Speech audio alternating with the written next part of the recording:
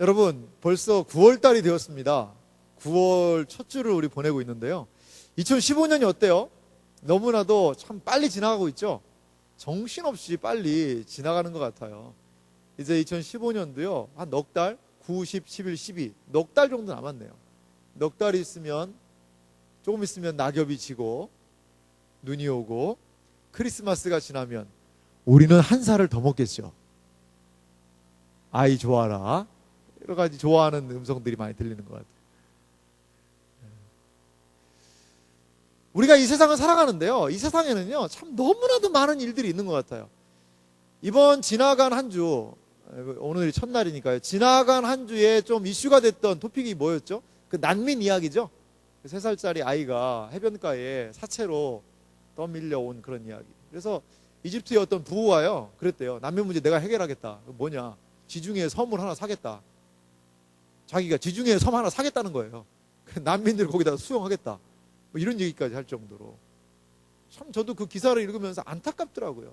그 3살밖에 아이가 보니까 자기 형도 죽고 엄마도 죽고 아빠만 사는 것 같더라고요. 보니까 배가 뒤집혀가지고.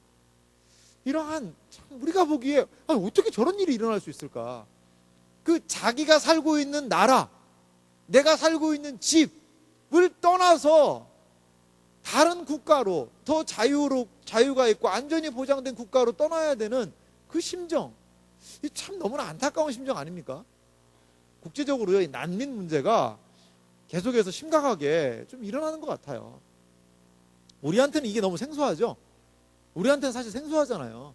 생소한 일인데 세계적으로는요, 이 난민 문제가 매우 심각한 상황이더라고요. 우리 선교팀이 선교했던 말레이시아에도요, 난민들이 있습니다. 난민들이 파키스탄 이런 쪽에서 난민들이 건너오는 거예요. 그래서 거기에서 삶을 살아요. 삶이 비참하죠. 비참해요. 전쟁을 통하여서만 난민이 생기는 것이 아니라 여러 가지 위협과 국가적인 어려움, 파탄, 많은 걸로 인해서 사람들은 이 살기 위해서 국경을 넘는 그런 부분을 볼 수 있다는 거죠. 이 북한도 마찬가지잖아요. 많은 사람들이 북한을 탈북하고 있죠. 탈북해요. 그래서 중국에 있다가도 잡혀가요. 그런 일들도 있어요. 참 북한은 대단한 나라예요.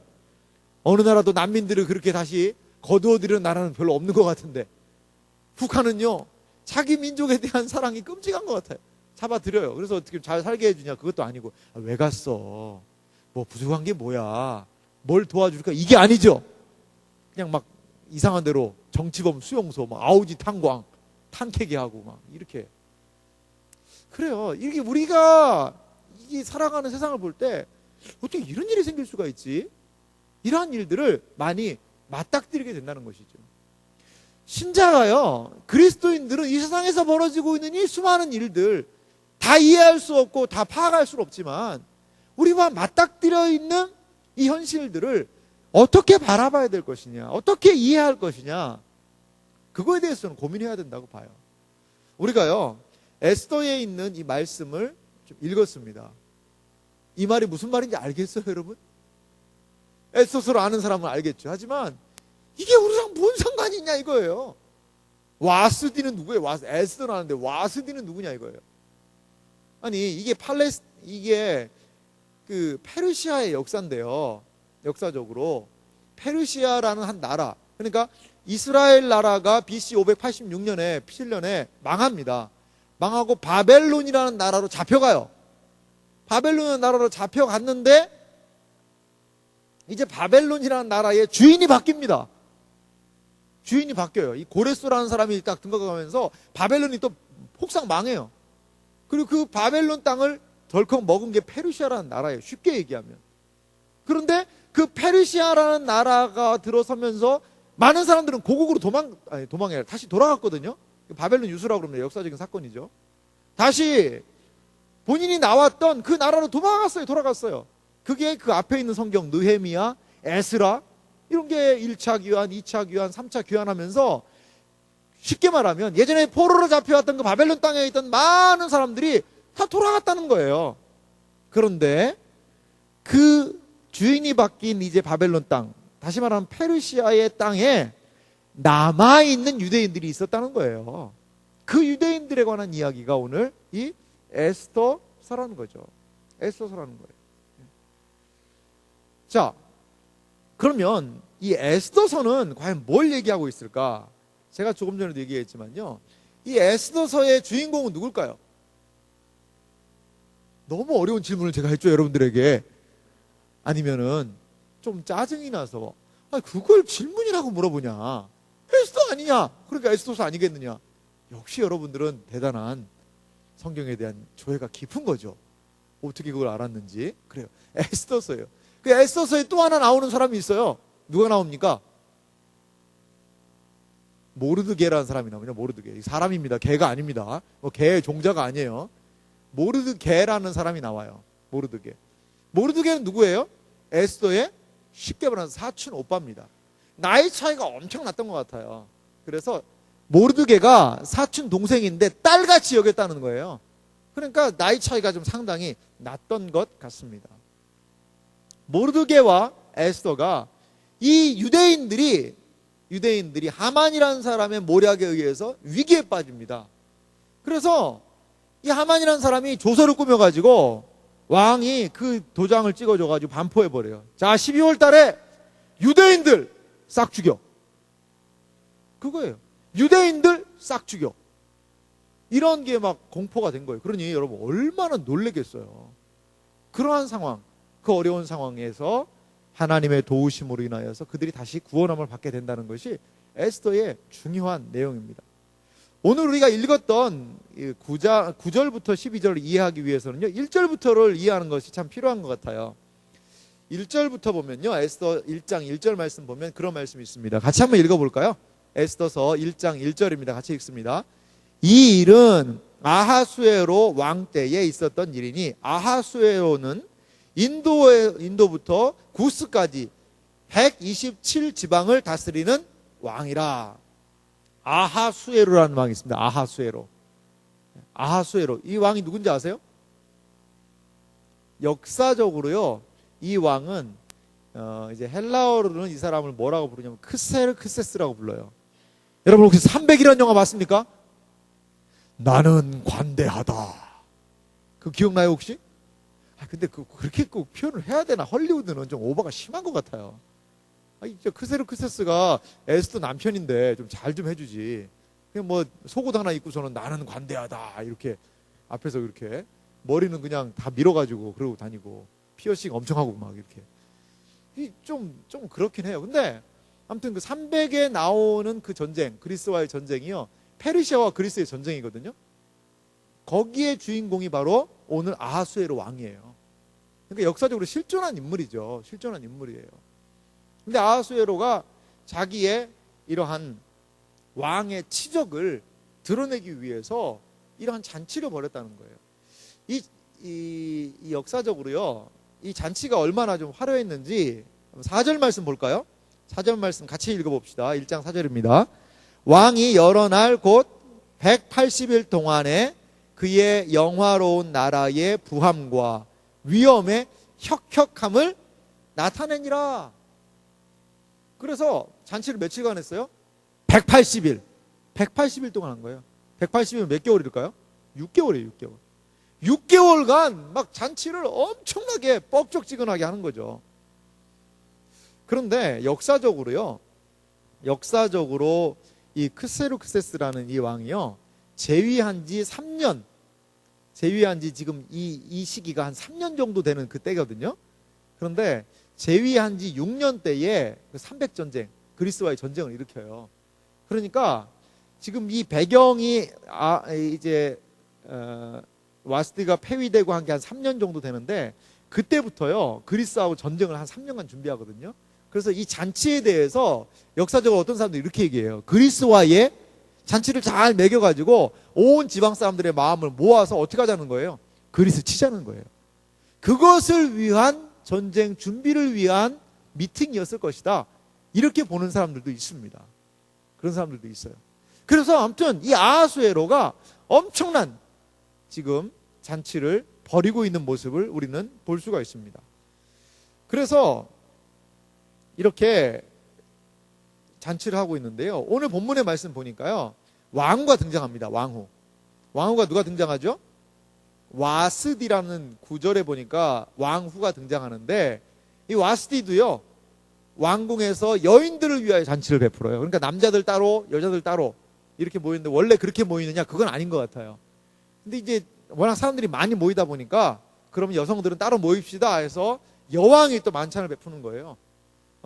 고관 대작들, 관료와 신료들, 지방에서 온 사람들의 아내들을 또 모아가지고 그들의 마음을 사는, 부부가 얼마나 열심히 하고 있어요, 정말.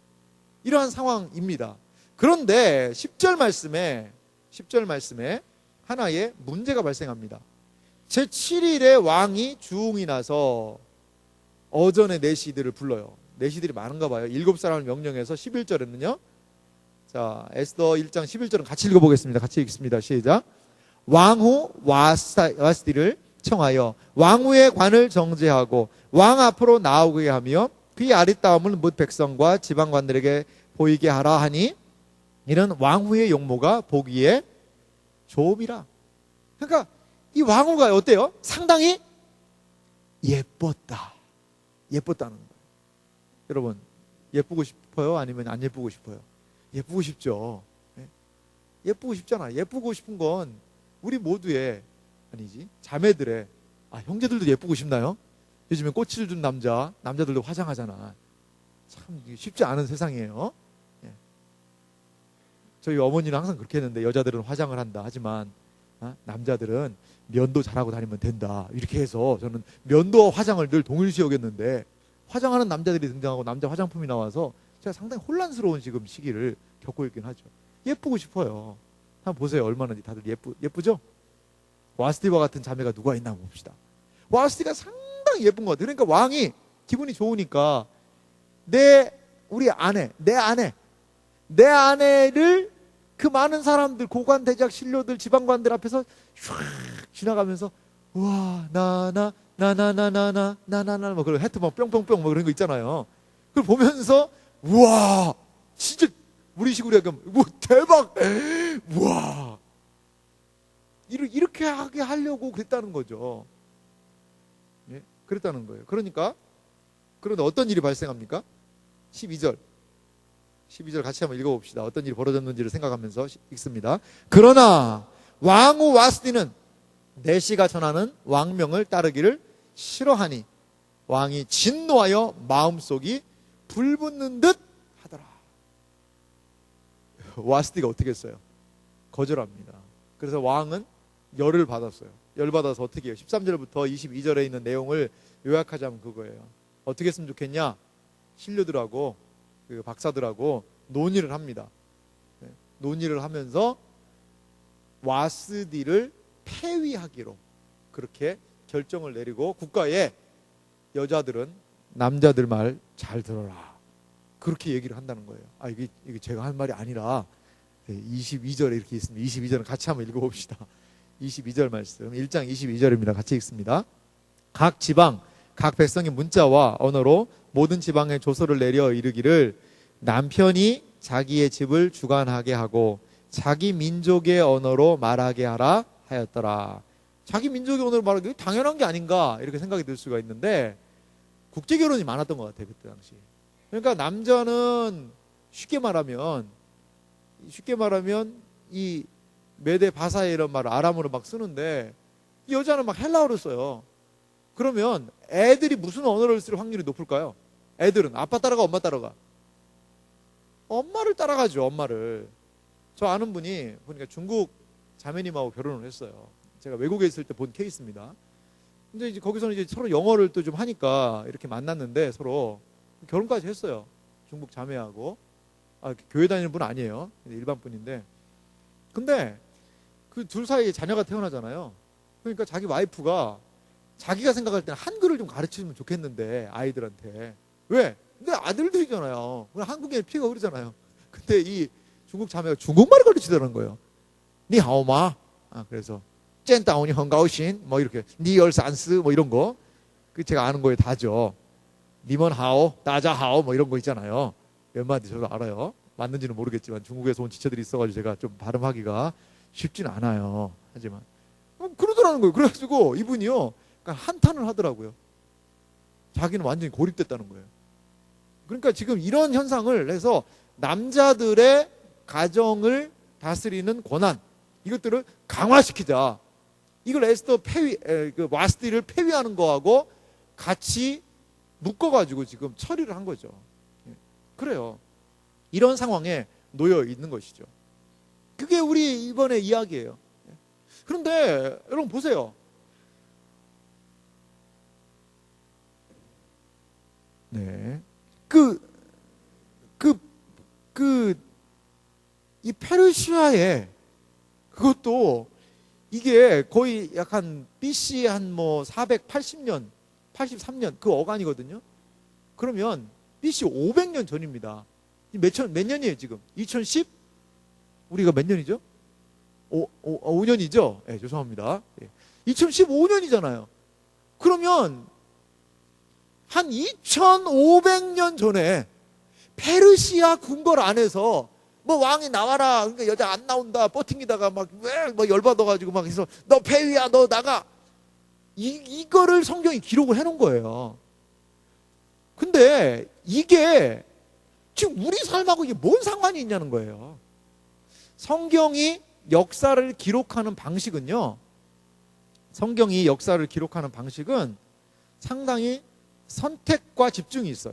선택적이에요. 모든 역사가 기록되지 않았어요. 그러면 이 에스더서라는 것을 기록하면서, 그리고요, 지금이야 종이가 흔하지요. 지금이야 종이가 흔하죠. 근데 예전에는 이런 것들 다 어디다 기록했어요? 종이가 너무나 귀한 시대였어요. 그리고 이 종이가 없고 파피루스를 쓰고 막 그랬는데, 때로는 양피지라고 그랬어요. 양을 잡아서 했어요. 양을 잡아요. 그 성경을 전체 기록하려면요, 양을 몇 마리 잡아야 돼요? 한 50마리 잡아야 된다는 거예요. 양 50마리. 양 한 마리에 얼마 정도 가격을 할까요? 한 50만 원만 하면 얼마예요? 그 양피지 성경 하나에? 한 약 2,500만 원? 2,500만 원이에요. 그럼 누가 사겠어요, 여러분? 2,500만 원짜리 지금도 못 사는데. 옛날에는 그게 살래도 없을 뿐더러 그랬다는 거예요. 그러니까 이 성경에 기록된다는 건요, 여러분, 중요한 내용이 기록되는 거예요. 의미 있는 내용이 기록되는 거예요. 이거는 몰라도 되는 거면 빼버렸다는 거예요. 그만큼 엑기스가 여기에 기록됐다는 거죠. 그러면 이 페르시아의 궁궐에서 이루어진 왕, 이 이제 페르시아의 석간신문에 뭐가 났을까요? 석간신문에 와스디, 콧대 높은 와스디 왕 묵사발레다, 이렇게 해가지고 막 신문을 할 거 아니에요. 사설 신문. 그래서 뒤에 사설을 보니까 와스디의 행동에 대하여 우리는 어떻게 생각할 것인가? 개인의 주권이 강조될 것인가? 아니면 개인의 주권을 침해한 왕명에 대해서 잘못했다고 이야기할 것인가? 그냥 막 사설들을 남기고 사람들이 쑥덕쑥덕하고 그러지 않겠어요? 우리식으로 얘기를 한다면. 지금 그게 우리랑 뭔 상관이냐는 거예요. 그런데 이 1장의 내용은요, 에스더서 전체를 여는 기초를 우리에게 보여주고 있다는 것이죠. 기초를 보여주고 있다는 거예요. 그래서 저는 오늘 이 시간에 먼저는요, 이 두 사건의 의미를 조금 심층적으로 우리가 해서 이 1장 내용에 대한 이해를 먼저 하고, 그것을 우리가 에스더서에서 이것이 어떻게 적용되는지를 먼저 살펴보고, 나중에 우리는 이것에 대해서 어떻게 한번 좀 적용을 해야 될까, 우리가 한번 좀 생각해보는 시간 됐으면 좋겠습니다. 자, 두 사건 이야기. 두 사건이 등장합니다. 첫 번째 어떤 사건이죠? 왕후 와스디가 왕명을 거부한 사건. 사건 번호 1. 이 사건이 먼저 벌어졌다는 것이죠. 여러분, 왜 와스디는 당시 절대적이라고 얘기할 수 있는, 절대 군주라고 할 수 있는 이 왕명, 왜 어겼을까요, 여러분? 와스디가 기분 나쁘니까? 열받아서? 힘들어서? 여러 가지 막 추론할 수 있을 거예요. 그런데 이 10절과 11절에 보면 왕이 와스디를 불러낸 이유가 있었어요. 뭐였어요? 10절 보세요. 제7일에, 그러니까 7일 동안 뭘 한 거예요? 술 마신 거예요. 술 마셨는데 그 술 마시는 거에 대해서 8절 봅시다. 7절부터 8절 보면요, 금잔으로 마시게 하니 잔의 모양이 각각 다르고 왕이 풍부하였으므로 어주가 한이 없습니다. 어주, 왕이 주는 술이 한이 없는 거예요. 8절, 마시는 것도 법도가 있어 사람으로서 억지로 하지 않게 하니 이는 왕이 모든 국내 관리에게 명령하여 각 사람의 마음대로 하게 함이었더라. 그 당시에는요, 어떤 게 보통 일반적인 예의였냐면, 왕하고 술을 마시면 어떻게 해야 될까요, 여러분? 막 지가 막 먹고 싶은 대로 막 퍼마시고 그냥 막 들이붓고 막 안주 갖다 먹고 이렇게 하면 돼요, 안 돼요? 그럼 죽어요. 그러면 술 먹다 죽는 수가 있어요. 어떻게 해야 돼요? 왕이 술잔을 딱 들어요. 그래가지고 딱 마시면 그럼 그때 관료 대신들이 같이 마시는 거예요. 그렇게 마셨다는 거예요. 그러니까 왕이 술이 센 사람이면 죽는 거죠. 사람들이 죽는 거예요. 막 그냥 계속 마셔야 되니까. 근데 이날은 그렇게 하지 않았다는 거예요. 그냥 마음대로 마시겠다는 거예요. 그러면 사람들이 술을 많이 안 마셨을까요? 더 마셨을 수도 있어요. 더 마셨을 수도. 그러니까 막 그 일주일 동안 마셨으니까 여러분 어느 정도일까요? 일주일 동안 마셨어요. 물론 안주가 좋으면 술이 안 챈다는 그런 얘기가 있어요. 저 경험은 아닙니다, 여러분. 경험이 아니니까 그런 얘기를 하더라고요. 어떤 사람이 그러더라고요. 어떤 사람들이. 술 얘기하니까 저는 술과 무관한데 왜 술 얘기를 계속 하세요? 이렇게 얘기하시는 분도 계시는데 여기 성경에 나와 있으니까 조금만 할게요. 근데 이해를 공감을 많이 하는 사람도 보이는 것 같기도 하네요. 그러지 않길 바랍니다. 그래요. 이렇게 가지고 일주일간 마셨다는 거예요. 근데 왕이 주흥이 나서, 주흥이 뭐예요? 술 마시니까 알딸딸하고 기분이 좋은 거예요. 그래가지고 이제 와스티를 불러내는데 그의 아리따움을 백성에게 보여주기. 한마디로 뭡니까 이걸? 한마디로 딱 요약하면 아내 자랑하고 싶은 거예요. 아내 자랑하고 싶은 거예요. 야, 내 아내가 얼마나 예쁜 줄 알아? 그걸 보여주고 싶은 거죠. 지금 현대적인 의미로 아내가 예쁜 건 어때요? 문 남성의 로망이자 자랑이죠. 자, 만약에 절을 하면 안 되겠네요. 저희 집사람이 있으니까 절을 하면 안 되겠고, 만약에 우리 저기 원태 형제가 혼자 있는데 원태 형제가 그 유부녀네 그분, 제가 생각한 사람은 생각해보니까 유부녀였네. 또 좀 예쁜 자매를 하려고 그랬더니 그래요. 저는 전지현을 생각했는데 전지현 임신했다는 얘기를 들었더라고요. 그럼 전지현 같은 자매를 원태 형제 만난다고 생각해보세요. 그럼 어디든지 어떻게 하겠어요? 데리고 가고 싶죠. 안 그러겠어요? 안 그런가? 없으니까 안 그렇다고 얘기를 하는 거예요. 하는 거예요. 남자들은 은근히 자랑하고 싶은, 왜? 내가 이렇게 예쁜 자매와 산다. 부러움의 대상이죠. 지금 왕도 지금 그거에 쉽게 말하면 아내 자랑하고 싶은 거예요. 아내 자랑. 근데 우리 시대에는 그것이 미덕일 수 있어요. 와, 아내 예쁘네요. 그런데 이거는 좀 문제가 있다는 거예요. 왜 몇 가지 문제를 지적할 수 있냐면, 첫 번째는요, 페르시아 관습이 있어요. 페르시아 관습상 일반적으로 여자는 남자들과 같이 술자리를 하지 않았다는 거예요. 그러니까요, 그리스의 역사가 헤로도투스라는 사람이 있어요. 이 사람이 페르시아인들은요, 뭐라고 얘기했냐면 술주정이 다른 어느 민족보다 심하다. 이 그리스의 역사가 헤로도투스가 페르시아 사람들에서 얘기할 때 이 술주정이 심하다는 거예요. 아마 좀 그런 부분이 있었지 않나. 그리고 이날 술을 어때요? 제한 없이 마셨다는 거예요. 먹어, 또 먹어, 퍼먹어, 막 그래가지고 먹었으니 술이 어떻게 됐을까요? 떡이 됐겠죠. 떡이. 그런 상황이라는 거예요. 그리고 두 번째 우리가 생각할 수 있는 것은요, 술을 취한 백성들과 지방관들 앞에서 왕후가 자신을 드러낸다는 것은요, 왕으로서의 위엄을 손상시키는 것이었기 때문에 나가지 않았을 수가 있어요. 술에 잔뜩 취해 있는 무리들, 술에 막 떡이 되어 있는, 일주일간 마셨으니까 이런 사람들 앞에 고귀하고 고결하게 재관을 정돈하고 왕비가 다 간다고 생각해 보세요. 막 술에 취했으니까 뭐 그런 사람 없겠지만, 왕비 예쁘네, 왕비니 예쁩니다 그러면서 알딸딸 해가지고 막 다니는 그런 사람들, 꼭 그런 사람들 있잖아요. 배는 좋으시겠습니다 막 그러면서 웃으면서, 예? 이렇게 얘기를 하는 그런 상황에서는 내가 왕비다, 내가 페르시아의 왕비다 이러면서 얘기할 수도 없는 상황이고, 이러한 상황에 놓여 있는 거죠. 그러니까 이런 왕의 그 요구도 즉흥적이었고, 그러니까 안 나가버린 거죠.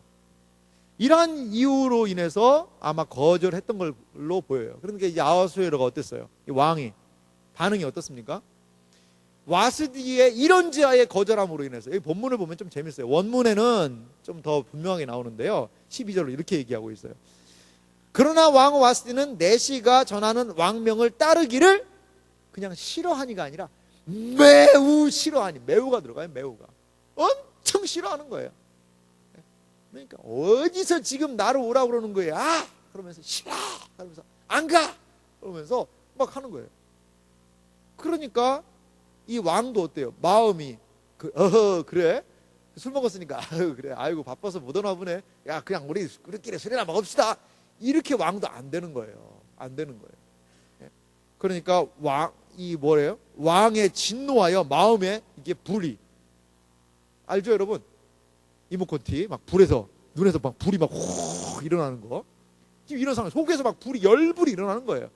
코에서 뜨거운 바람 막 나오고 막 씩씩거리고 이러한 상황 가운데 지금 놓여 있다는 것이죠. 그래서요 이 아하수에로는요 이 자신을 제어할 수 없는 이 자존심이 너무나 상해가지고 이 왕의 명령이 무너지는 상황 아니에요. 그러니까 자존심을 너무 상해하는 거죠. 생각해 보세요. 이 에스더서 1장을 뭐로 얘기하고 있어요? 왕이 어느 정도 다스린다는 거예요? 127 지방을 다스리는 왕이라는 거예요. 그 페르시아의 방대한 제국, 인도에서부터요, 인도 이제 북쪽 지방에서부터 거의 아프리카까지 다 왕이 다스리는 나라예요. 근데 뭐 하나 못 다스려요? 쉽게 말하면 요새 말로 하면 지 와이프 하나 단속 못 하고 있는 거예요 지금. 아니 이 온 세상을 다스리는 왕이 자기 아내 하나, 자기 식구 하나 제대로 건사를 못하는데 그게 왕이야? 이러한 조소가 여기에 지금 깔려 있는 거예요. 그러니까 왕이 지금 분노하고 있다는 것이죠. 왕 와스디는요 자신의 이러한 행동이 어떤 결과가 가져오게 될지 어느 정도는 알고 있었을 거예요. 몰랐겠습니까? 그렇지만요 아무리 그러한 상황이라 하더라도 왕의 명령을 거부한다는 것은요 당시 사회에서 좀 평범한 일이었을까요? 평범한 일은 아니었던 것 같아요. 왕이요 어떻게 보면 비상식적인 요구를 한 거예요. 그런데 와스디도 그 요구에 순응한 게 아니라 비상식적인 행동으로 맞짱을 뜨는 거예요. 지금 맞짱을 뜨고 있는 거예요. 이러한 일들이 벌어졌습니다. 사건 넘버 2. 이제 어떤 일들이 이 사건에 대해서 어떠한 조치가 이루어졌는지를 보도록 하겠습니다. 자, 여러분. 결론적으로 제가 말씀을 드렸습니다만 와스디의 폐위, 이거 합당하냐? 이것에 대해서 우리는 생각해 볼 필요가 있어요. 13절 말씀부터 보면 그 부분이 나오거든요. 왕이 사례를 아는 현자들, 예전에 이게 박사라고 나왔어요. 현자들, 똑똑한 사람에게, 왕의 자문단들이죠. 그 사람들에게 묻는 거예요. 14절 보면 이 자문단들의 명단이 등장합니다. 그때 왕에게 가까이 하여 왕의 기색을 살피며 나라의 첫자리에 앉은 바는 바사와 메대의 7 지방관 곧 가르스나, 세달, 아드바다, 그리고 다시스와 메레스, 마르나와 무무간이라 이런 7사람이 아마 왕의 측근에서 여러 가지 참모 역할을 했던 것 같아요. 그런데 15절 말씀 이렇게 얘기하죠. 왕후 와스디가 내 시가 전하는 아하수에로 왕명을 따르지 아니하니 규례로 하면 어떻게 처치할까? 이거 어떻게 하면 좋겠냐는 거예요. 그러니까 16절에 누가 등장합니까? 무무간이. 같이 한번 읽어볼까요? 16절은 같이 읽어봅시다. 시작. 무무간이 왕과 지방관들 앞에서 대답하여 이르되,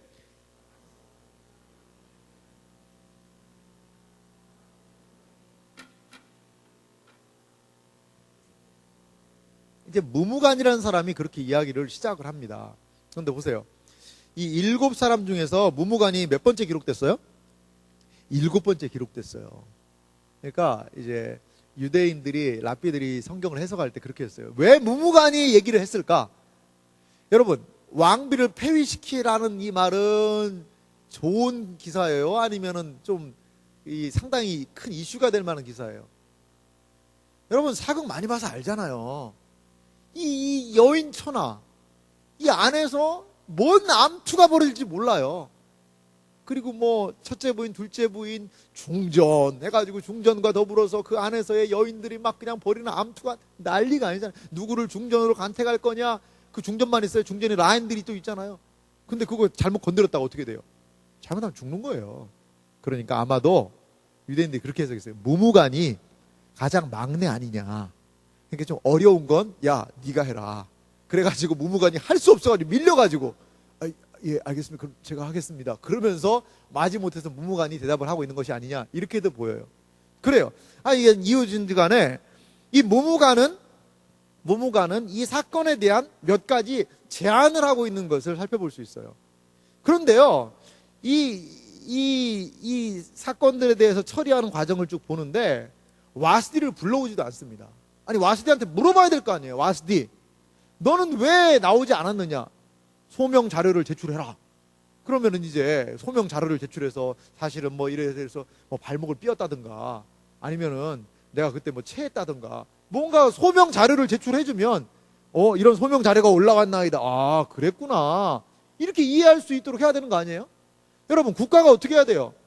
법 제대로 지켜야 되잖아요. 정확한 질서가 있어야 되잖아요. 정확하게 하나의 일을 시행하면 어떤 근거가 있어야 되는 절차가 있어야 되잖아요. 그런데 그러한 절차 모든 것들이 무시돼요. 문무관이 한 3가지 이야기를 하는데요. 첫 번째는요, 문무관은요, 이 사건을 확대 해석하고 있다는 것을 우리가 살펴볼 수 있습니다. 우리가 읽었던 16절 하반절이 그렇게 얘기하잖아요. 아수에로 왕의 각 지방의 관리들과 백성에게도 잘못을 하였나이다. 그러니까 왕에게만 잘못한 것이 아니라는 거예요. 문무관은요, 이 사건을 지금 확대해서 엄청나게 뻥튀기를 튀고 있어요. 이것이 왕궁에서 왕과 관련된 그 사건이 아니라 전 국가적인 일입니다. 이 온 국가의 이러한 일입니다 라고 이 사건을 지금 확대 해석하고 있다는 거예요. 두 번째는 어떻게 얘기하고 있죠? 두 번째는 보니까요, 왕후의 문제 제기를 원천적으로 봉쇄하고 있는 것을 볼 수가 있어요. 19절 말씀 같이 읽어볼까요? 19절 말씀 같이 읽어봅시다. 읽습니다. 시작. 왕이 만일 좋게 여기실 때인데 와스디가 다시는 왕 앞에 오지 못하게 하는 조서를 내리되 바사와 메대의 법률에 기록하여 변기함이 없게 하고 그 왕후의 자리를 그보다 나은 사람에게 주소서. 단순하게 와스디가 이렇게 잘못했습니다, 큰 잘못입니다, 이 정도가 아니에요. 아예 이 다시는 왕 앞에 오지 못하게 하고 그 자리를 다른 사람에게 주고 이것을 아예 법률에 기록하여 변개함이 없게 해주십시오. 이렇게 얘기하고 있는 거예요. 그러니까 확실하게 뒤처리하겠다는 거예요. 여러분, 어설프게 건들면 어떻게 돼요? 본인이 당합니다. 당해요. 이 멧돼지 사냥하는 예전에 영화에서 저도 한 번 봤는데요. 멧돼지가 막 공격을 해오는 거예요. 멧돼지가 막 힘이 엄청 세더라고요. 그러니까 막 사람을 막 다치게 하거든요. 막 뛰어오는 거예요. 근데 이 사냥꾼이 이게 총을요, 한 방에 쏴야 된다는 거예요. 한 방에 빵 쏴서 멧돼지를 쓰러뜨리지 않으면 이게 어설프게 맞잖아요. 피해하니까 더 열받아가지고 더 세게 달려온다는 거예요. 그런 상황이에요. 그러니까 한 방에 빵 해서 멧돼지를 보내야지 내가 안전한 거예요. 잘못 그냥 쐈는데 등 스치고 지나가고 다시 장전하다가 보면 멧돼지가 와가지고 막 치고 공격하면 내가 죽는다는 거예요. 약간 그런 상황이 있는 거예요. 그러니까 와스디를 완전히 끝내버리겠다는 거예요. 완전히 폐위시켜서 이 문제 제기한 사람들, 네가 나한테 그렇게 나왔어? 그래가지고 와스디와 더불어서 와스디를 지지하는 사람들이 다시 등극해가지고 이 무무관과 이 사람들을 또 제압하게 되는 이러한 상황들을 미연에 방지하자는 거예요. 미연에 방지하자는 거예요. 궁중에서 흔히 있는 일. 예? 여인천하라는 예전에 사극이 있었잖아요. 거기 보면 어때요? 매야! 그러면서 그 막 온갖 암투가 거기에 다 벌어지고 있잖아요. 정말 여인천하예요. 남자들은 다 거기에 들러리 트는 것 같아요. 이렇게 얘기하면 그래? 그래가지고 막 그냥 이렇게 움직이고 있고. 하지만 이것들을 완전히 이 앞으로 재발되지 않도록 법률로서 아예 그 확정을 짓자는 얘기죠. 세 번째요, 와스디의 이러한 폐위에 대해서 문무관이 20절에 그렇게 얘기를 합니다. 20절 말씀도 같이 읽어볼까요? 같이 읽습니다. 왕의 조서가 이 광대한 전국에 반포되면 귀천을 막론하고 모든 여인들이 그들의 남편을 존경하리이다. 그러니까 와스디를, 왕의 명령을 듣지 않은 이 와스디 여왕을 폐위시키면 어떻게 된다는 거예요? 그리고 이것에 대해서 얘기를 하면 모든 여인들이 그들의 남편을 존경하리이다. 어머머머, 와스디가 폐위됐대. 왜 폐위됐대? 그 왕만 안 들어가지고 그렇게 됐대. 그러면 야, 여인들이요, 부인들이요, 남편 말 잘 듣자. 이렇게 될 거라는 거예요. 이렇게 될 거라는 거예요. 여러분, 이 논리에 대해서는 어떻게 생각하세요? 너나 잘하세요.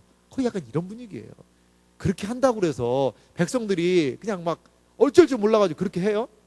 그렇게 잘 움직여지는 게 아니잖아요. 하지만 지금 문무관은 뭐예요? 효과를 과장시키고 있어요. 이런 걸 봐서요, 이런 내용들을 행간을 볼 때 와스디가 폐위되는 게요, 일반적인 건 아니었던 것 같아. 그런 느낌 안 들어요? 일반적으로 이 정도면 폐위되는 거다, 이게 아니었던 것 같아요. 왕도 그러니까 이 사안을 이거 어떻게 해야 되지? 열은 받아 있고, 그러니까 약간 무리하게 이 일들을 진행하는 느낌 여러분 안 드세요? 그거예요.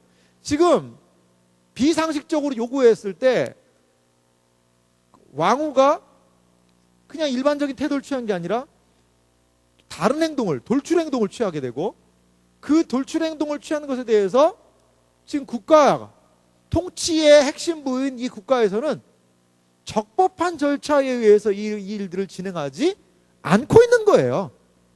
너무나도 그 소명 자료도 밝히지도 않고 자기 마음대로 생각해가지고 판단해서 일을 지금 처리하고 있는, 비상식적으로 일이 진행되고 있는 모습을 볼 수 있다는 거예요. 통치의 핵심, 세상의 통치가 이렇다는 거예요. 이렇게 통치가 진행되고 있다는 거예요. 지금 이 두 사건을 통해서 우리는 비상식적인 사람들의 비상식적인 모습을 볼 수 있어요. 상식이 통하지가 않아요. 아니, 그래도 이거는, 이 사안은 왕후가 폐위될 사건까지는 아닌 것 같은데요? 한마디도 얘기 못해요. 왜요? 이미 상식을 잃어버렸기 때문에. 잃어버리고 있는 거예요. 에스더서에 좀 중요한 특징이 있어요. 뭐냐면요, 에스더서는요, 하나님이란 단어가 나올까요, 안 나올까요? 예수님이란 단어는 당연히 안 나오겠죠, 구약이니까. 주님이란 단어 나올까요, 안 나올까요? 여호와라는 단어가 나올까요, 안 나올까요? 한 단어도 안 나와요. 한 단어도. 왜 안 나올까? 성경이면. 그래서 종교개혁자들이 이런 사람들은요, 애써서 설교하는 걸 상당히 꺼렸어요. 왜? 하나님에 대한 직접적인 명시가 없다는 거예요. 근데 왜 그럴까? 저도 깊이 고민을 한번 해봤어요. 그랬더니요, 에스더서는 어떤 상황이에요? 비상식이 판치는 세상이에요. 여러분, 이게 우리 세상 아니에요? 우리가 살고 있는 세상도 이렇지 않아요? 이 세상은요, 하나님을 인정하지 않아요. 하나님 발견할 수가 없어요. 오히려 하나님 없는 것 같아요. 왜? 어떻게? 법도 없는 것 같고, 비상식적인, 비윤리적인, 비합리적인 것들이 오히려 난무하는 그런 세상에 우리 놓여 있는 것 같거든요. 에스더의 상황, 그것은 누구의 상황이에요? 우리의 상황이라는 거예요. 여러분, 직장에서 하나님 찾아요? 오늘 매출이 어제보다 50만 원 매출도 올랐어. 하나님 감사합니다. 할렐루야, 아멘. 사장님이 그렇게 하나요? 물론 믿음의 사장님이라면 그렇게 할 줄 믿습니다. 하지만 믿음의 사장님들도요, 그렇게 잘 안 하시더라고. 안 하시더라. 여러분은 어때요? 괜히 나는 힘만 뺐네. 그래도 오늘 돈 많이 벌긴 했는데 나는 힘들어 죽겠네. 이런 세상이잖아요. 거기서 하나님 안 찾아요. 여러분, 친구들 만나서 음식 먹고 얘기하고 교제하면 뭐예요? 거기서 막 하나님께 영광 돌리고 하나님 찾고 막 그래요? 노래방에서 신나게 노래하면서 그냥 하나님 영광 받으세요, 찬양 돌립니다, 영광 돌립니다, 이거 안 하잖아요. 우리가 사는 세상, 하나님이란 단어 찾기가 참 힘든 세상에 우리 놓여 있습니다. 우리가 사는 세상의 모습이 그거예요. 그래서 우리가 살펴볼 것이 있습니다. 비상식적인 세상을 살아가는 그리스도인, 우리의 모습이 이거 아니겠어요? 우리가 살고 있는 세상은요, 비상식이 판치고 있어요. 그러면 안 돼요. 근데 그런 것도 이루어지고 있잖아요. 여러분, 회사 어때요? 상식적입니까? 여러분, 다니는 학교 어때요? 일들이 적법한 절차에 의해서 잘 처리되고 있습니까? 물론 그렇게 해야 돼요. 그렇게 돼야 돼요. 저는 그렇게 되기를, 여러분들의 회사가, 여러분의 직장이, 여러분의 가정이, 여러분들의 삶이 상식이 통하고 정말 윤리와 도덕이 통하고 그러한 사회 만들었으면 좋겠어요. 근데 우리가 만나는 세상은 어때요? 그게 잘 안 되잖아요. 스포츠도 봐요. 스포츠에 요즘 뭐가 붙었냐면, 그 경기만 하면 좋은데 요즘 뭐가 붙어요? 그걸 도박을 해요. 토토라고 그러더라고. 그걸 맞나요? 그걸 도박을 하니까 승부 조작이 막 일어나는 거예요. 조작이. 단순한 명예가 아니에요. 이제 돈이 달린 문제예요. 내가 스폰서하는 팀이 이겨야 돼요. 내가 그 거른 팀이 이겨야 돼. 그러니까 막 승부 조작이 들어가고 돈을 먹고 뇌물을 먹고 심판들이 스트라이크인데 안 잡아줘. 이런 일들.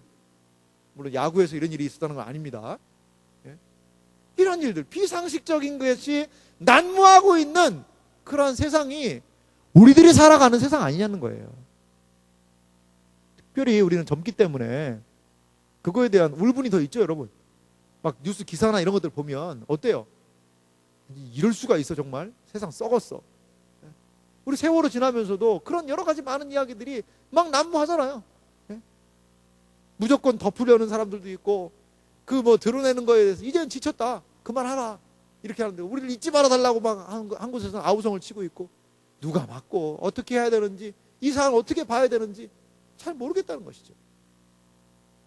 하지만 어떤 측면에서 보면 우리가 사는 세상의 많은 일들이 너무나도 비상식적으로 이루어지고 있는 것은 사실인 것 같아요.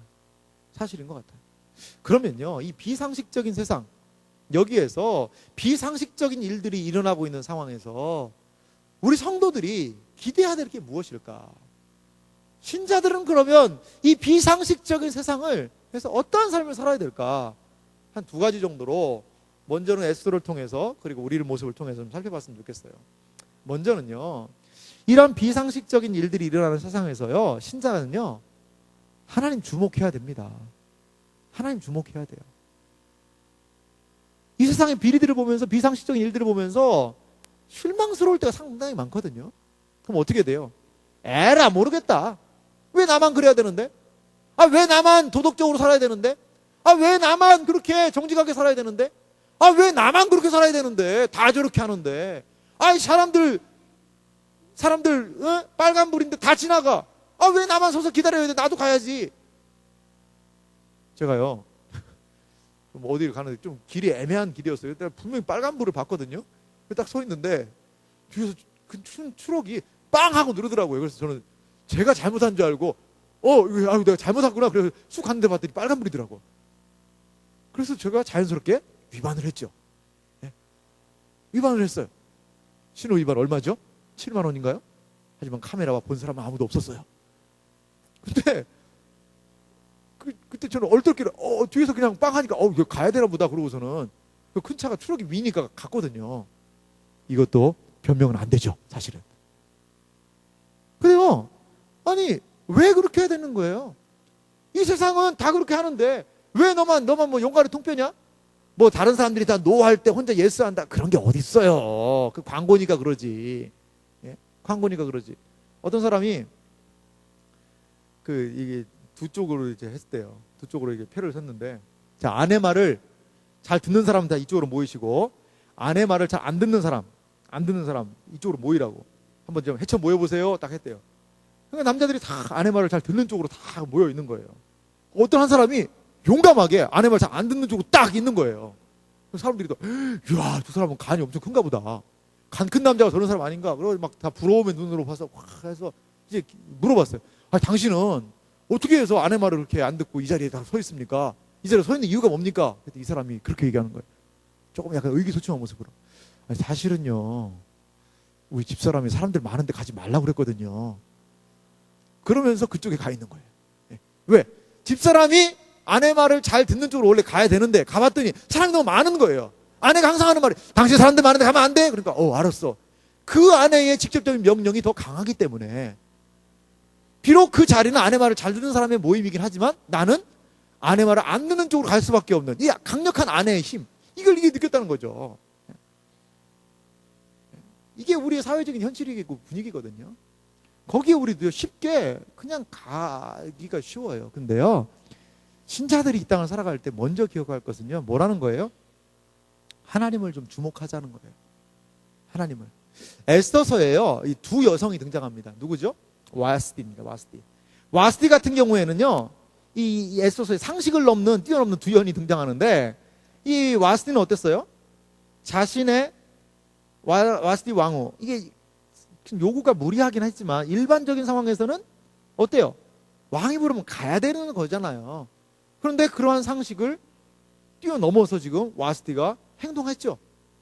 그 용감함이 있어요. 와스티도 어떤 사람은 어떤 측면에서는 용감하죠.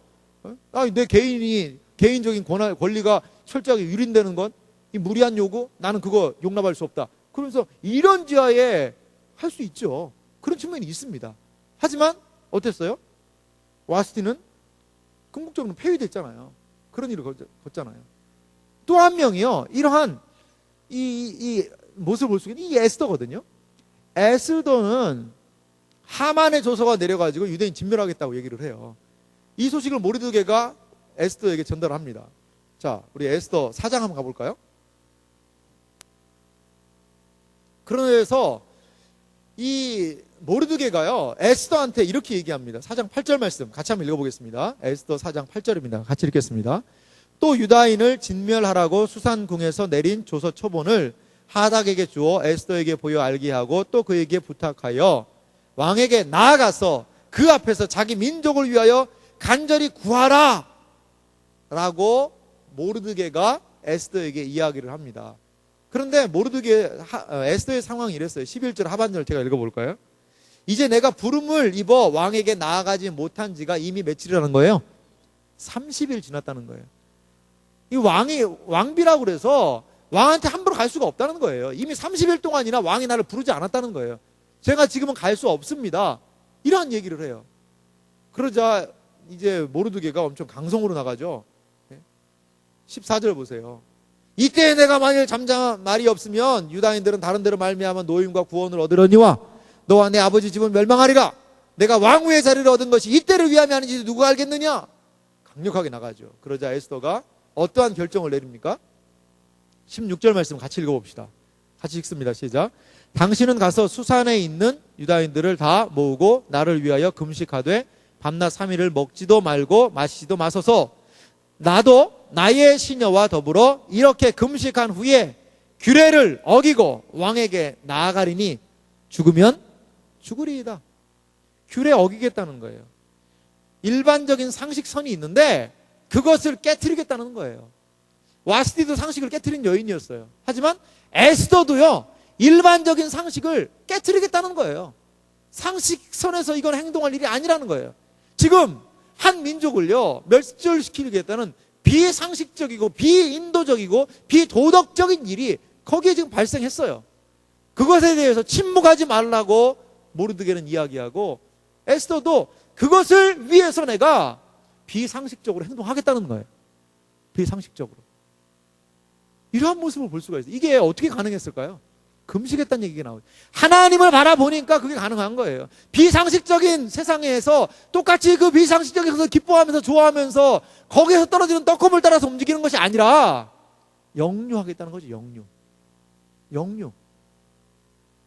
이게 그리스도인의 모습 아닐까요? 여러분, 우리는 이 모습을 통하여서요 한 분을 보게 되는 것 같아요.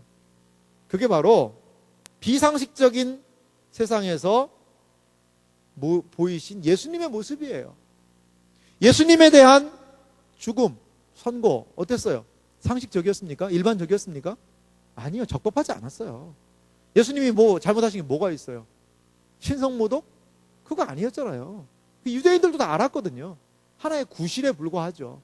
이렇게 예수님께 온갖 혐의가 없음에도 불구하고 증인들이 서로 잘 맞지도 않음에도 불구하고 비상식적인 법정은 예수님에 대하여서 사형 언도를 내리고 비상식적인 폭력과 비상식적인 죽음을 그에게 허락했다는 거예요. 그러한 비상식적인 사회에서 예수님이 보이신 모습은요 죽음이었습니다. 그런데 골로새서 2장 15절은 예수님의 죽으심에 대해서 이렇게 표현하고 있습니다. 같이 한번 읽어볼까요? 같이 읽습니다. 골로새서 2장 15절 말씀입니다. 자막 준비됐는데 같이 읽겠습니다. 시작. 통치자들과 권세들을 무력화하여 드러내어 구경거리로 삼으시고 십자가로 그들을 이기셨느니라. 예수님이 이기신 방법은 뭐라는 거예요? 십자가라는 거예요. 십자가를 통하여서 예수님이 어떻게 하셨다는 거예요? 이기셨다는 거예요. 십자가가요 어린 양 예수 그리스도의 승리한 방식이라는 거예요. 방식이라는 거예요. 여러분, 세상은요, 비합리적인 모습을 보일 수밖에 없어요. 세상은요, 여전히 불의합니다. 하지만 우리가 기억할 것은요, 그러한 세상 가운데서도 우리 하나님은 어떠한 분이시라는 거예요. 그 역사를 주관하고 계시다는 거예요. 상식이 통하지 않는 이 비상식적인 세상 가운데, 비상식적인 세상 속에서도 신자가 누구를 인식하며 살아야 되느냐, 이 비상식적인 세상들을 인식하면서 그렇게 함께 어우러져 사는 것이 아니라 그 세상을 영유하며 살아야 된다는 거예요. 우리가 두 번째로 기억할 것은요, 하나님께서는요, 이 어두운 역사적인 현실 가운데서도 언제나 누구를요? 사람들을 찾고 계시다는 거예요. 비상식적인 사회 가운데서도 이 하나님을 의지하고 하나님을 신뢰하고 하나님을 간절히 바라는 그 사람을 찾고 계시는 거예요. 그에게 당면한 상황이 비록 비상식적인 상황이라 하더라도 그 상황 가운데서 하나님은 그들을 그냥 내버려 두지 않으시더라는 거예요. 제가 다음 주 설교 때 그 부분을 마무리해서 하고 싶어요. 여러분, 우리 그거 기억해야 돼요. 그거에 대한 마음을 좀 여러분 마음 가운데 가져야 돼요. 1200만이 본 영화가 있어요, 요즘에. 어떤 영화예요? 베테랑일까 암살일까 지금 왔다 갔다 하는 사람들이 있어요, 지금. 저는 암살을 준비했습니다. 조금 전에 제가 우리 원태 형제와 전지현을 연결시켰는데, 전지현을 연결시킨 것이 복선이죠. 복선. 항상 설교는 이렇게 연결돼 있어요. 암살. 암살 보면서 여러분 뭘 느끼셨어요? 잊지 말자. 뭐 그런 얘기 여러 가지 느꼈을 거예요. 근데 저는 암살을 보면서 하나님 나라를 봤습니다, 여러분. 목사라는 직업병이죠, 이거 직업병. 뭐든지 다 하나님과 연결시켜요. 암살의 내용을 보면서요, 저는 이 광복군에 대해서 생각이 많이 들더라고요. 이 안호균한테 그런 얘기를 하잖아요. 안호균이 그런 얘기를, 막 얘기를 해요. 이거 소용없다는 거예요.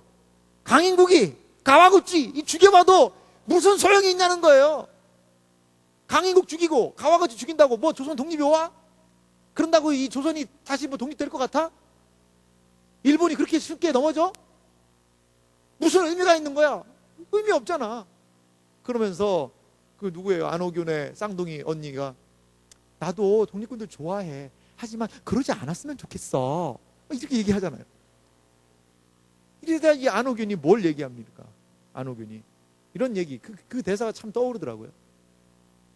그래, 강인국 죽고 가와거치 죽는다고 그래서 아무것도 달라지는 것 없을 수 있어. 하지만 우리가 살아있다는 건 나타내 보여야 되잖아. 우리가 살아있다는 것. 조선이, 그 나라는 망했지만 그래도 이 조선의 독립과 광복을 원하는 사람들이 있다는 그 음성, 지렁이를 밟으면 꿈틀거리듯이 꿈틀거리면서 우리 살았어, 아직까지 우리 죽지 않았어 라는 그것 보여야 될 거 아니야? 그 상황이 힘드니까 배신하잖아요. 누구예요? 염석진이 그런 사람 배신하잖아. 염석진이 안호균이 마지막에 보내잖아요. 그러면서 왜 배신했냐고 물어보잖아요. 왜 배신했냐고. 그러자 그랬잖아요. 조선의 독립이 이렇게 빨리 올 줄 몰랐다는 거죠. 빨리 올 줄 몰랐다. 여러분, 세상 나라가요 영원할 것 같죠? 여러분, 직장 상사가 영원히 여러분들을 막 꿈에서도 갈구고, 여러분들을 그냥 끝까지 쫓아다니면서, 지구 끝까지 쫓아다니면서 사장님, 회장님 막 이런 사람들이 힘들게 하고 어렵게 하고. 그래, 무섭죠? 안 무섭겠어요? 하지만요, 기억하시기 바랍니다. 우리 요한계시록 배웠잖아요. 이 세상 나라가 우리 주와 그의 그리스도의 나라가 되는 날이 온다는 거예요. 그러니까 우리는 그 하나님을 의지해야 되는 거 아니겠어요? 이 세상 나라 지나가요. 그러한 이 세상에 떵떵거리는 사람들은 죽어서 지나가고, 그리고 이 세상의 그런 불법한 정부는 예수 그리스도께서 재림하심으로 인하여서 그 역사의 끝을 고하는 날이 있을 거라는 거예요. 그렇기 때문에 우리는 끝까지 꿈틀거려야 돼요. 이게 무슨 소용이 있겠어? 그래도 해야 돼요. 이거 계란으로 바위치기예요. 그래도 바위를 계란으로 가지고 던져야 돼요. 그게 그리스도인의 삶이라는 거예요. 그게 바로 그리스도인이 비상식적인 사회에서도 보여야 되는 모습이라는 거예요. 예수님 뭘 얘기하고 있어요? 너희는 세상의 소금이다. 너희는 세상의 빛이다 라고 얘기하세요. 그러면서 무엇을 얘기하는 거예요? 빛이 뭐예요? 소금이 뭐예요? 어두운 곳을 빛으로 비추라는 거예요. 맛을 잃어버린 세상에 소금을 쳐서 그 맛이 나게 하라는 거예요. 그러면서 너희의 착한 행실을 보고 살아계신 하나님께 영광을 돌리게 하라. 여러분들이 서 있는, 우리가 서 있는 그 자리에서 빛을 비출 때에 사람들이 인정하지 않을 수 있습니다. 하지만 속으로 뜨끔할 거예요. 야, 그래도 예수 믿는 사람 좀 다르긴 해. 맞아, 원래는 저렇게 살아야 되는데, 야, 내가 진짜 엄청 좀 갈구고 있지만, 야, 내가 사는 것도 참 그래. 시인은 안 할 거예요. 여러분 앞에 무릎 꿇고, 아, 미안합니다. 내가 원래 사실은 저도요 개판으로 사는데 당신 모습 보니까 내 개판이 더 드러나는 것 같네요. 이렇게 안 합니다. 더 핍박할 수 있어요. 하지만요, 하나님이 그렇게 꿈틀거리는 것 인정하실 거예요. 마치 독립과 같이. 강인국 죽이고 가와같이 죽이는 건 의미 없을 수 있어요. 하지만 우리 살아있어. 하나님의 나라 아직 살아있어. 조선 아직 살아있어. 이것을 드러내는 것과 같이 우리도 이 땅을 살아갈 때 역사를 주관하시는 하나님 앞에서 우리 움직여야 되지 않겠어요? 꿈틀거려야 되지 않겠어요? 저는 그게 그리스도인의 가장 중요한 태도이자 모습이라고 생각이 듭니다. 사랑하는 이 자리에 있는 우리 지체 여러분, 하나님 우리보다 크십니다. 여러분, 믿을 만한 분이시고요, 여러분의 문제 상황보다 그 주님 크신 줄 여러분 믿으시기 바랍니다. 그래서 우리가 이 땅을 살아갈 때 우리 두렵게 하는 요소들 있죠. 불법 앞에서 두렵죠. 부정 앞에서 두렵죠. 비상식적인 세상 앞에서 두렵죠. 그거 가지고 기도 제목으로 가지고 나오세요. 그리고 그 세상과 싸우세요. 꿈틀거리세요. 그것이 바로 신자가 이 땅을 살아가는 그런 모습이자 방편이 아닐까 생각이 들어요. 목사님 너무 추상적이에요. 목사님 세상 모르고 하시는 얘기예요. 그럴 수 있을 거예요. 하지만요, 기억하세요. 하나님 나라 가까이 옵니다. 그리고 그분 반드시 다시 오세요. 그때에 불법을 저지르는 많은 사람들 단박에 날아갈 날이 있어요. 그 부류에 여러분 속하지 마세요. 세상 끝이 있습니다. 하나님의 심판이 있습니다. 하나님이 다 보고 계시다는 거예요. 이것이 우리의 판단과 행동의 유일한 근거이자 기준이 되는 여러분들의 삶이 되기를 주님의 이름으로 축원합니다. 기도하겠습니다. 하나님은 역사를 주관하십니다. 비상식적인 사회 가운데서 비상식적인 일들이 난무하고 있는 우리의 상황과 유사한 상황을 이 에스더서의 1장을 통해 우리에게 보여주셨습니다. 그 가운데서도 에스더는, 모르드게는 하나님을 기억하고 그 비상식적인 세상 가운데서 하나님을 주목하고 있습니다. 그리고 믿음의 사람으로 자신의 정체를 드러내고 있습니다. 그리고 그들은 끝내 그 믿음으로 민족을 구하는 승리자들이 되었습니다. 우리 어떻게 해야 될까요? 여러분, 현실 탓하지 마세요. 상황만 탓하지 마세요. 그 상황과 현실을 주장하고 계시는 그분을, 궁극적으로 이끄시는 그분을 바라보시는 여러분들이 되시기를 바랍니다. 우리의 상황, 형편, 처지를 내려놓고 하나님, 주님을 주목하는 삶 살게 해주십시오. 이 불법하고 불의한 세상에 믿음을 가진 존재 될 수 있도록 도와달라고 같이 말씀을 생각하며 기도합시다. 기도하겠습니다.